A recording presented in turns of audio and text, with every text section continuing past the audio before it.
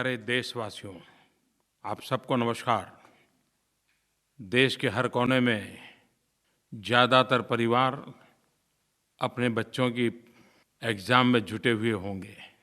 जिनकी एग्ज़ाम ख़त्म हो गई होगी, वहाँ कुछ रिलीफ का माहौल होगा, और जहाँ एग्ज़ाम चलती होगी, उस परिवारों में अभी भी थोड़ा बहुत तो प्रेशर होगा ही होगा। लेकिन ऐसे समय मैं यही कहूँगा कि पिछली बार मैंने जो मन की बात में विद्यार्थियों के से जो बातें की है, उसे दोबारा सुन लीजिए। परीक्षा के समय वो बातें ज़रूर आपको काम आएगी। आज 26 मार्च है। 26 मार्च बांग्लादेश का स्वतंत्रता का दिवस है। अन्याय के खिलाफ़ एक ऐतिहासिक लड़ाई बंगबंधु के नेतृत्व में बांग्लादेश की जनता का अभूतपूर्व विजय। आज के इस महत्वपूर्ण दिवस पर मैं बांग्लादेश के नागरिक भाइयों बहनों को स्वतंत्रता दिवस की बहुत-बहुत शुभकामनाएं देता हूं, और यह कामना करता हूं कि बांग्लादेश आगे बढ़े, विकास करें। और बांग्लादेश वासियों से भी मैं विश्वास दिलाता हूं कि भारत बांग्लादेश का एक मजबूत साथी है, एक अच्छा मित्र है, और हम कंधे से कंधा मिला करके इस पूरे क्षेत्र के अंदर शांति, सुरक्षा और विकास में अपना योगदान देते रहेंगे। हम सबको इस बात का गर्व है कि रवींद्रनाथ टैगोर, उनकी यादें हमारी एक साझी विरासत है। बांग्लादेश का राष्ट्रगान भी गुरुदेव रवींद्रनाथ टैगोर की रचना है। गुरुदेव टैगोर के बारे में एक बहुत इंटरेस्टिंग बात यह है कि 1913 में वे न केवल नोबेल पुरस्कार प्राप्त करने वाले पहले एशियाई व्यक्ति थे, बल्कि उन्हें अंग्रेज़ों ने नाइटहुड की भी उपाधि दी थी। और जब 1919 में जलियांवाला बाग पर अंग्रेज़ों ने कत्लेआम किया, तो रवींद्रनाथ टैगोर उन महापुरुषों में थे जिन्होंने अपनी आवाज़ को बुलंद की थी। और यही कालखंड था जब 12 साल के एक बच्चे के मन पर इस घटना का गहरा प्रभाव हुआ था। किशोर अवस्था में खेत खलिहान में हंसते कूदते उस बालक को जलियांवाला बाग के नृशंस हत्याकांड ने जीवन की एक नई प्रेरणा दे दी थी। और 1919 में 12 साल का वो बालक, मतलब हम सबके प्रिय, हम सबकी प्रेरणा, शहीद भगत सिंह। आज से 3 दिन पूर्व 23 मार्च को भगत सिंह जी को और उनके साथी सुखदेव और राजगुरु को अंग्रेज़ों ने फांसी पर लटका दिया था। और हम सब जानते हैं 23 मार्च की वो घटना, भगत सिंह, सुखदेव, राजगुरु के चेहरे पर माँ भारती की सेवा करने का संतोष, मृत्यु का भय नहीं था। जीवन के सारे सपने माँ भारती की आज़ादी के लिए समाहित कर दिए थे। और ये तीनों वीर आज भी हम सबकी प्रेरणा है। भगत सिंह, सुखदेव और राजगुरु के बलिदान की गाथा को हम शब्दों में अलंकृत भी नहीं कर पाएंगे। और पूरी ब्रिटिश सल्तनत इन तीनों युवकों से डरती थी। जेल में बंद थे, फांसी तय थी, लेकिन इनके साथ कैसे आगे बढ़ा जाए, इसकी चिंता ब्रिटिशरों को लगी रहती थी। और तभी तो 24 मार्च को फांसी देनी थी, लेकिन 23 मार्च को ही दे दी गई थी। चोरी छिपी से किया गया था, जो आमतौर पर नहीं किया जाता। और बाद में उनके शरीर को आज के पंजाब में ला करके अंग्रेज़ों ने चुपचाप जला दिया था। कई वर्षों पूर्व जब पहली बार मुझे वहाँ जाने का मौका मिला था, उस धरती में उस प्रकार के वाइब्रेशन में अनुभव करता था। और मैं देश के नौजवानों को ज़रूर कहूँगा, जब भी मौका मिले तो पंजाब जब जाएं तो भगत सिंह, सुखदेव, राजगुरु, भगत सिंह की माता जी और बटुकेश्वर दत्त की समाधि के स्थान पर अवश्य जाएं। यही तो कालखंड था जब आज़ादी की ललक, उसकी तीव्रता, उसका व्याप बढ़ता ही चला जा रहा था। एक तरफ भगत सिंह, सुखदेव, राजगुरु जैसे वीरों ने सशस्त्र क्रांति के लिए युवकों को प्रेरणा दी थी। तो आज से ठीक 100 साल पहले 10 अप्रैल 1917 महात्मा गांधी ने चंपारण सत्याग्रह किया था। ये चंपारण सत्याग्रह की शताब्दी का वर्ष है। भारत के आज़ादी के आंदोलन में गांधी विचार और गांधी शैली, इसका प्रकट रूप पहली बार चंपारण में नजर आया। आज़ादी के पूरी आंदोलन यात्रा में ये एक टर्निंग पॉइंट था, खास करके संघर्ष के तौर तरीके की दृष्टि से। यही वो कालखंड था, चंपारण का सत्याग्रह, खेड़ा सत्याग्रह, अहमदाबाद में मिल मजदूरों की हड़ताल, और इन सब में महात्मा गांधी की विचार और कार्यशैली का गहरा प्रभाव नजर आता था। 1915 में गांधी विदेश से वापस आए और 1917 में बिहार के छोटे से गांव में जाकर के उन्होंने देश को नई प्रेरणा दी। आज हमारे मन में महात्मा गांधी की जो छवि है, उस छवि के आधार पर हम चंपारण सत्याग्रह का मूल्यांकन नहीं कर सकते हैं। कल्पना कीजिए कि एक इंसान जो 1915 में हिंदुस्तान वापस आए, सिर्फ 2 साल का कार्यकाल, न देश उनको जानता था, न उनका प्रभाव था, अभी तो शुरुआत थी। उस समय उनको कितना कष्ट झेलना पड़ा होगा, कितनी मेहनत करनी पड़ी होगी, इसका हम अंदाज कर सकते हैं। और चंपारण सत्याग्रह ऐसा था कि जिसमें महात्मा गांधी के संगठन कौशल्य, महात्मा गांधी की भारतीय समाज के नब्ज को जानने की शक्ति, महात्मा गांधी अपने व्यवहार से अंग्रेज सल्तनत के सामने गरीब से गरीब, अनपढ़ से अनपढ़ व्यक्ति को संघर्ष के लिए संगठित करना, प्रेरित करना, संघर्ष के लिए मैदान में लाना, ये अद्भुत शक्ति के दर्शन कराता है। और इसलिए जिस रूप में हम महात्मा गांधी के विराट काल को अनुभव करते हैं, लेकिन अगर 100 साल पहले के गांधी को सोचें, उस चंपारण सत्याग्रह वाले गांधी को, तो सार्वजनिक जीवन की शुरुआत करने वाले किसी भी व्यक्ति के लिए चंपारण सत्याग्रह एक बहुत ही अध्ययन का विषय है। सार्वजनिक जीवन की शुरुआत कैसे की जा सकती है, खुद कितना परिश्रम करना होता है, और गांधी ने कैसे किया था, ये हम उससे सीख सकते हैं। और वो समय था, जितने बड़े बड़े दिग्गज नेताओं के हम नाम सुनते हैं, गांधी ने उस समय राजेंद्र बाबू हो, आचार्य कृपलानी जी हो, सबको गांवों में भेजा था। लोगों के साथ जुड़ करके लोग जो काम कर रहे हैं उसी को आज़ादी के रंग से रंग देना, इसके तरीके सिखाए थे। और अंग्रेज लोग समझ ही नहीं पाए कि गांधी का तौर तरीका क्या है। संघर्ष भी चले, सृजन भी चले, और दोनों एक साथ चले। गांधी ने जैसे एक सिक्के के 2 पहलू बना दिए थे, एक सिक्का का एक पहलू संघर्ष तो दूसरा पहलू सृजन। एक तरफ झेल भर देना तो दूसरी तरफ रचनात्मक कार्यों में अपने आप को खपा देना। एक बड़ा अद्भुत बैलेंस गांधी की कार्यशैली में था। सत्याग्रह शब्द क्या होता है, असहमति क्या हो सकती है, इतनी बड़ी सल्तनत के सामने असहयोग क्या होता है, एक पूरी नई विभावना गांधी ने शब्दों के द्वारा नहीं, एक सफल प्रयोग के द्वारा प्रस्थापित कर दी थी।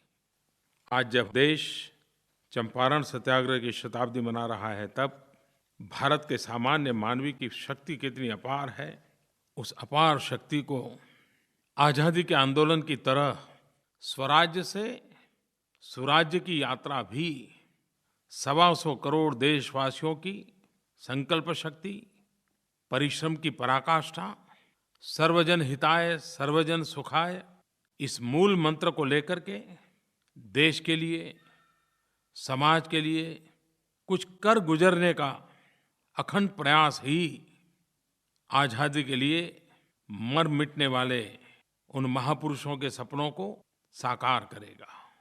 आज जब हम 21वीं सदी में जी रहे हैं, तब कौन हिंदुस्तानी ऐसा होगा जो भारत को बदलना नहीं चाहता होगा? कौन हिंदुस्तानी होगा जो देश में बदलाव के लिए हिस्सेदार बनना नहीं चाहता हो? 125 करोड़ देशवासियों की यह बदलाव की चाह, ये बदलाव का प्रयास, यही तो है जो नए भारत, न्यू इंडिया, इसकी मजबूत नींव डालेगा। न्यू इंडिया न तो कोई सरकारी कार्यक्रम है, न ही किसी राजनीतिक दल का मैनिफेस्टो है, और न ही यह कोई प्रोजेक्ट है। न्यू इंडिया 125 करोड़ देशवासियों का आह्वान है। यही भाव है कि 125 करोड़ देशवासी मिलकर के कैसा भव्य भारत बनाना चाहते हैं। 125 करोड़ देशवासियों के मन के अंदर एक आशा है, एक उमंग है, एक संकल्प है, एक चाह है। मेरे प्यारे देशवासियों, अगर हम थोड़ा सा अपनी निजी जिंदगी से हट करके संवेदना सभर नजर से समाज में चल रही गतिविधियों को देखेंगे, हमारे अगल-बगल में क्या हो रहा है, उसको जानने समझने का प्रयास करेंगे, तो हम हैरान हो जाएंगे कि लक्षावधि लोग निस्वार्थ भाव से अपने निजी जिम्मेवारियों के अतिरिक्त समाज के लिए, शोषित, पीड़ित, वंचितों के लिए, गरीबों के लिए, दुखियारों के लिए कुछ न कुछ करते हुए नजर आते हैं। और वे भी एक मुख्य सेवक की तरह, जैसे तपस्या करते हो, साधना करते हो, वो करते रहते हैं। कई लोग होते हैं जो नित्य अस्पताल जाते हैं, मरीजों की मदद करते हैं। अनेक लोग होते हैं पता चलते ही रक्तदान के लिए दौड़ जाते हैं। अनेक लोग होते हैं, कोई भूखा है तो उसके भोजन की चिंता करते हैं। हमारा देश बहुरत्ना वसुंधरा है। जन सेवा ही प्रभु सेवा, ये हमारी रगों में है। अगर एक बार हम उसको सामूहिकता के रूप में देखें, संगठित रूप में देखें, तो कितनी बड़ी शक्ति है। जब न्यू इंडिया की बात होती है तो उसकी आलोचना होना, विवेचना होना, भिन्न नजरिए से उसे देखना, ये बहुत स्वाभाविक है और ये लोकतंत्र में आवकार्य है। लेकिन ये बात सही है कि 125 करोड़ देशवासी अगर संकल्प करें, संकल्प को सिद्ध करने के लिए राह तय कर लें, एक के बाद एक कदम उठाते चले, तो न्यू इंडिया 125 करोड़ देशवासियों का सपना हमारी आंखों के सामने सिद्ध हो सकता है। और जरूरी नहीं कि ये सब चीजें बजट से होती है, सरकारी प्रोजेक्ट से होती है, सरकारी धन से होती है। अगर हर नागरिक संकल्प करे कि मैं ट्रैफिक के नियमों का पालन करूं, अगर हर नागरिक संकल्प करे कि मैं मेरी जिम्मेवारियों को पूरी ईमानदारी के साथ निभाऊंगा, अगर हर नागरिक संकल्प करे कि सप्ताह में एक दिन मैं पेट्रोल डीजल का उपयोग नहीं करूंगा अपने जीवन में, चीजें छोटी-छोटी होती हैं। आप देखिए इस देश को जो न्यू इंडिया का सपना 125 करोड़ देशवासी देख रहे हैं, वो अपनी आंखों के सामने साकार होता देख पाएंगे। कहने का तात्पर्य यही है कि हर नागरिक अपने नागरिक धर्म का पालन करे, कर्तव्य का पालन करे। यही अपने आप में न्यू इंडिया की एक अच्छी शुरुआत बन सकता है। आइए 2022 भारत की आज़ादी के 75 साल होने जा रहे हैं। भगत सिंह, सुखदेव, राजगुरु को याद करते हैं, चंपारण के सत्याग्रह को याद करते हैं, तो क्यों न हम भी स्वराज्य से सुराज्य की इस यात्रा में अपने जीवन को अनुशासित करके, संकल्पबद्ध करके क्यों न जोड़े। मैं आपको निमंत्रण देता हूँ, आइए।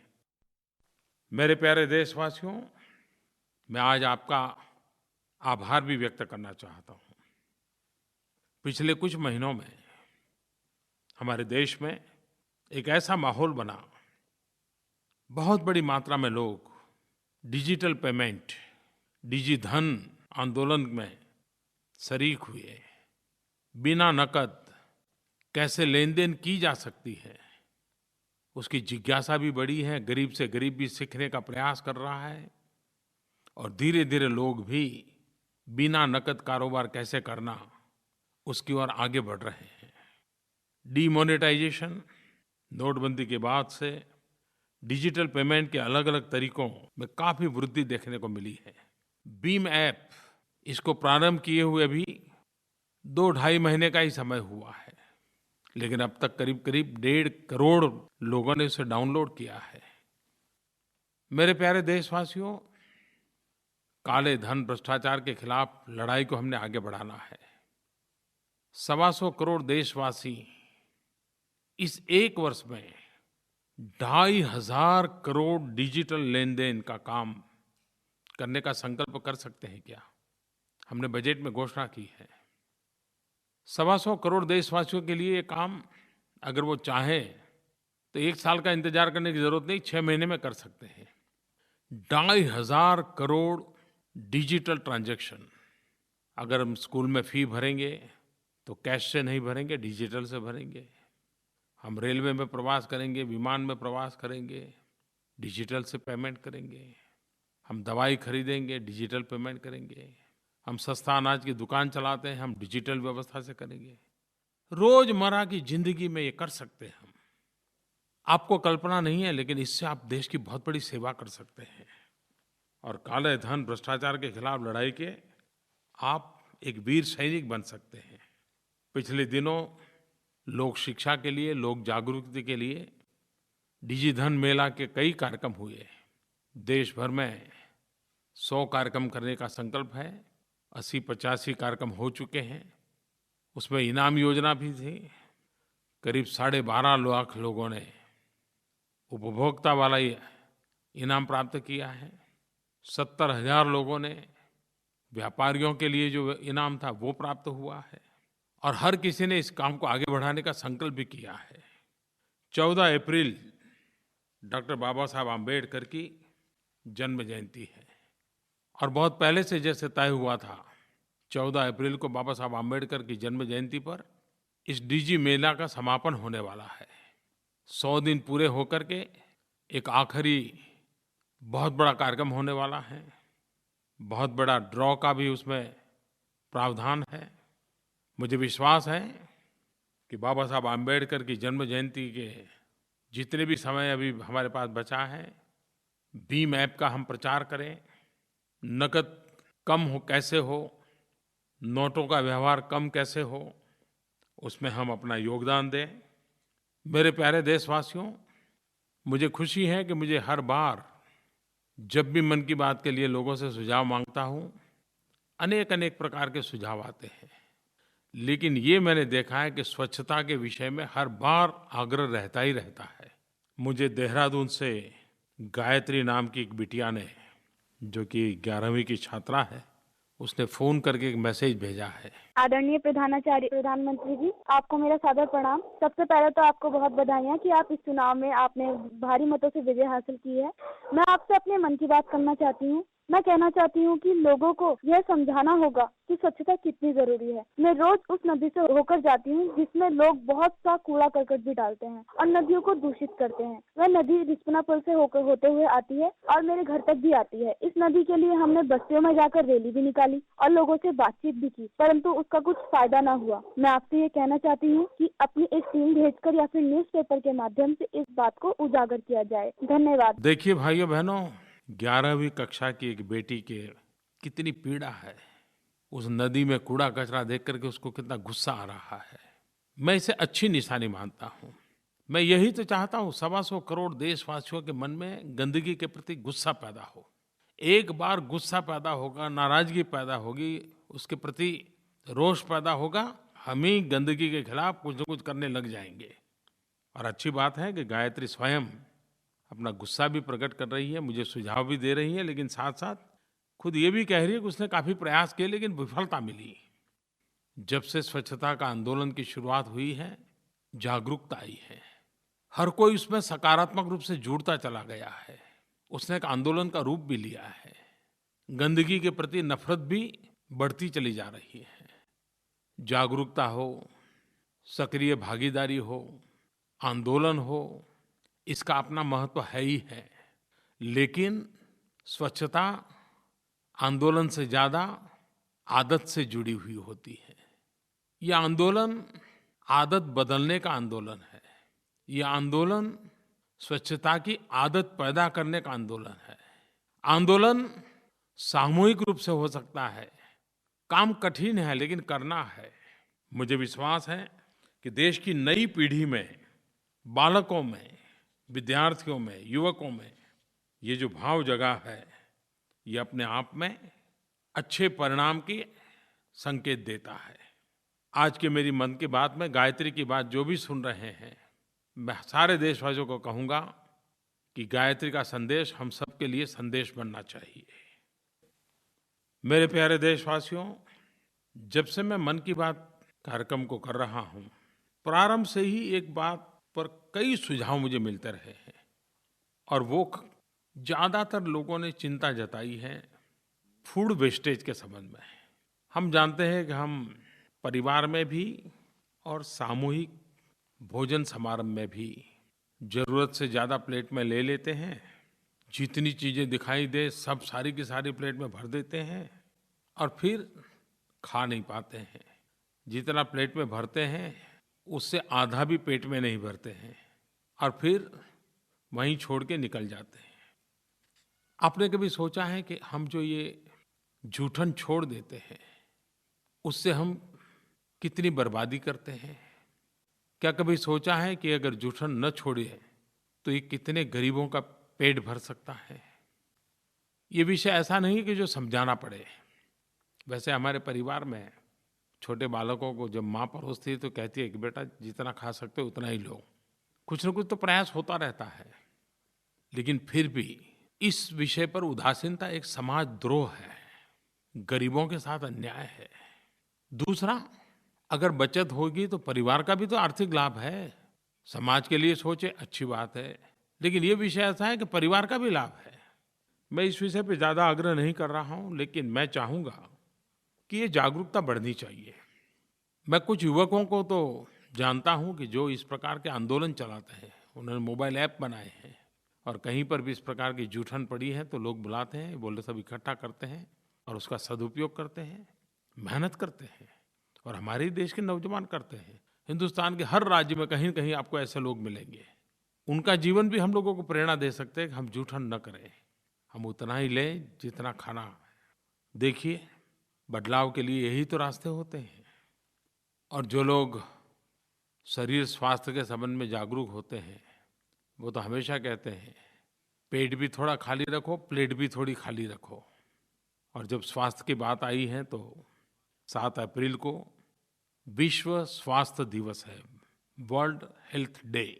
संयुक्त राष्ट्र ने 2030 तक यूनिवर्सल हेल्थ कवरेज यानी कि सबको स्वास्थ्य का लक्ष्य तय किया है। इस बार यूनाइटेड नेशन ने 7 अप्रैल विश्व स्वास्थ्य दिवस पर डिप्रेशन विषय पर फोकस किया है। डिप्रेशन ये इस बार की उनकी थीम है। हम लोग भी डिप्रेशन शब्द से परिचित हैं, लेकिन अगर शाब्दिक अर्थ करना है तो कुछ लोग उसको अवसाद भी कहते हैं। एक अनुमान है कि दुनिया के अंदर 35 करोड़ से ज़्यादा लोग मानसिक रूप से डिप्रेशन से पीड़ित है।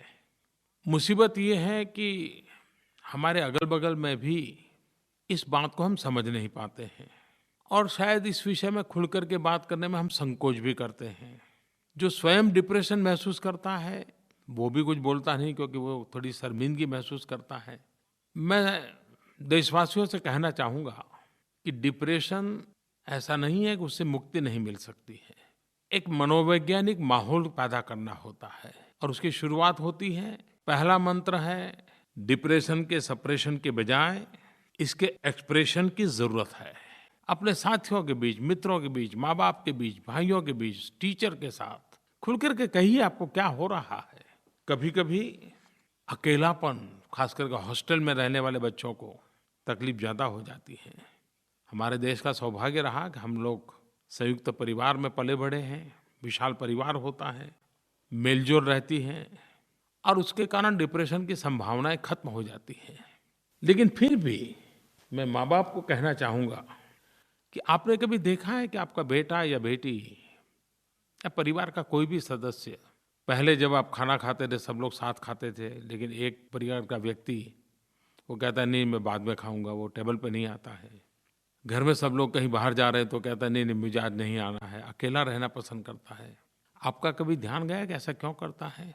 आप जरूर मानिए कि वो डिप्रेशन की दिशा का पहला कदम है। अगर वो आपसे समूह में रहना पसंद नहीं करता है, अकेला एक कोने में चला जा रहा है, तो प्रयत्नपूर्वक देखिए कि ऐसा न होने दें। उसके साथ खुल कर के जो बात करते हैं, ऐसे लोगों के साथ उसको बीच रहने का अवसर दीजिए। हँसी-खुशी की खुल कर के बातें करते उसको एक्सप्रेशन के लिए प्रेरित करें। उसके अंदर कौन-सी कुंठा कहाँ पड़ी है, उसको बाहर निकालिए। ये उत्तम उपाय है। और डिप्रेशन मानसिक और शारीरिक बीमारियों का कारण बन जाता है। जैसे डायबिटीज़ हर प्रकार की बीमारियों का यजमान बन जाता है, वैसे डिप्रेशन भी टिकने की, लड़ने की, साहस करने की, निर्णय करने की हमारी सारी क्षमताओं को ध्वस्त कर देता है। आपके मित्र, आपका परिवार, आपका परिसर, आपका माहौल, ये मिल कर के ही आपको डिप्रेशन को जाने से रोक भी सकते हैं और गए हैं तो बाहर ला सकते हैं। एक और भी तरीका है, अगर अपनों के बीच में आप खुल कर के अपने एक्सप्रेशन नहीं कर पाते हो, तो एक काम कीजिए, अगल-बगल में कहीं सेवा भाव से लोगों की मदद करने चले जाइए। मन लगा के मदद कीजिए, उनके सुख-दुःख को बाँटिए। आप देखना, आपके भीतर का दर्द यूँ ही मिटता चला जाएगा। उनके दुखों को अगर आप समझने की कोशिश करोगे, सेवा भाव से करोगे, आपके अंदर एक नया आत्मविश्वास पैदा होगा। औरों से जुड़ने से, किसी की सेवा करने से और निस्वार्थ भाव से अगर सेवा करते हैं, तो आप अपने मन के बोझ को बहुत आसानी से हल्का कर सकते हैं। वैसे योग भी अपने मन को स्वस्थ रखने के लिए एक अच्छा मार्ग है। तनाव से मुक्ति, दबाव से मुक्ति, प्रसन्न चित्त की ओर प्रयाण, योग बहुत मदद करता है। 21 जून अंतर्राष्ट्रीय योगा दिवस है। ये 3रा वर्ष होगा। आप भी अभी से तैयारी कीजिए और लाखों की तादाद में सामूहिक योग उत्सव मनाना चाहिए। आपके मन में 3रे अंतर्राष्ट्रीय योग दिवस के संबंध में अगर कोई सुझाव है, तो आप मेरे मोबाइल एप्लीकेशन के माध्यम से अपने सुझाव मुझे ज़रूर भेजें, मार्गदर्शन करें। योगा के संबंध में जितने गीत, काव्यमय रचनाएँ आप तैयार कर सकते हो, करनी चाहिए, ताकि वो सहज रूप से लोगों को समझ आ जाता है। माताओं बहनों से भी मैं ज़रूर आज एक बात करना चाहूँगा, क्योंकि आज हेल्थ की ही चर्चा काफ़ी निकली है, स्वास्थ्य की बातें काफ़ी हुई हैं। तो पिछले दिनों भारत सरकार ने एक बड़ा महत्वपूर्ण निर्णय किया है। हमारे देश में जो वर्किंग क्लास विमेन है, कामकाजी वर्ग में जो हमारी महिलाएं हैं, और दिनों-दिन उनकी संख्या भी बढ़ रही है, उनकी भागीदारी बढ़ रही है, और ये स्वागत योग्य है। लेकिन साथ-साथ महिलाओं के पास विशेष ज़िम्मेवारियाँ भी हैं। परिवार की ज़िम्मेवारियाँ वो सँभालती हैं। घर की आर्थिक ज़िम्मेवारियाँ भी, उसकी भागीदारी भी उसको करनी पड़ती है। और उसके कारण कभी-कभी नवजात शिशु के साथ अन्याय हो जाता है। भारत सरकार ने एक बहुत बड़ा फैसला किया है कि ये जो कामकाजी वर्ग की महिलाएं हैं, उनको प्रसूता के समय, प्रेगनेंसी के समय, डिलीवरी के समय मैटरनिटी लीव जो पहले 12 सप्ताह मिलती थी, अब 26 सप्ताह दी जाएगी। दुनिया में शायद 2 या 3 ही देश हैं जो हमसे आगे हैं। भारत ने एक बहुत बड़ा महत्वपूर्ण फैसला हमारी इन बहनों के लिए किया है, और इसका मूल उद्देश्य उस नवजात शिशु की देखभाल, भारत का भावी नागरिक जन्म के प्रारंभिक काल में उसकी सही देखभाल हो, माँ का उसको भरपूर प्यार मिले, तो हमारे ये बालक बड़े होकर के देश की अमानत बनेंगे। माताओं का स्वास्थ्य भी अच्छा रहेगा, और इसलिए ये बहुत बड़ा महत्वपूर्ण निर्णय है। और इसके कारण फॉर्मल सेक्टर में काम करने वाली करीब 18 लाख महिलाओं को इसका फ़ायदा मिलेगा। मेरे प्यारे देशवासियों, 5 अप्रैल को रामनवमी का पावन पर्व है, 9 अप्रैल को महावीर जयंती है, 14 अप्रैल को बाबा साहब अम्बेडकर की जन्म जयंती है। ये सभी महापुरुषों का जीवन हमें प्रेरणा देता रहे, न्यू इंडिया के लिए संकल्प करने की ताकत दे। 2 दिन के बाद चैत्र शुक्ल प्रतिपदा, वर्ष प्रतिपदा, नव संवत्सर, इस नव वर्ष के लिए आपको बहुत बहुत शुभकामनाएं। वसंत ऋतु के बाद फसल पकने का प्रारंभ और किसानों को उनकी मेहनत का फल मिलने का यही समय है। हमारे देश के अलग-अलग कोने में इस नववर्ष को अलग-अलग रूप में मनाया जाता है। महाराष्ट्र में गुड़ी पड़वा, आंध्र कर्नाटक में नववर्ष के तौर पर उगादी, सिंधी चेटीचांद, कश्मीरी नवरेह, अवध के क्षेत्र में संवत्सर पूजा, बिहार के मिथिला में जुड़ शीतल और मगध में सतुवानी का त्योहार नववर्ष पर होता है। अनगिनत भारत इतनी विविधताओं से भरा हुआ देश है। आपको भी इस नववर्ष की मेरी तरफ से बहुत-बहुत शुभकामनाएं। बहुत-बहुत धन्यवाद।